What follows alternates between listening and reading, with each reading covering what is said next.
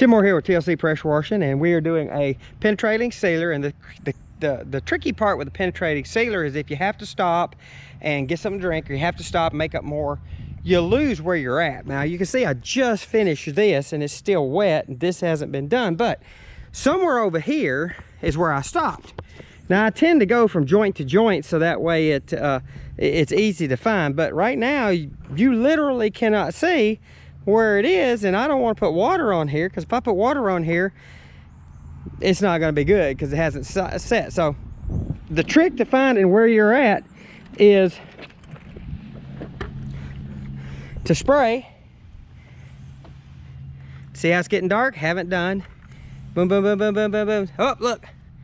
See how it went from dark to nothing? So all of that, that's the area that I stopped at. So I did that, I did this. I did this block and this block, because you can see, undone, undone, undone, this has sealer on it.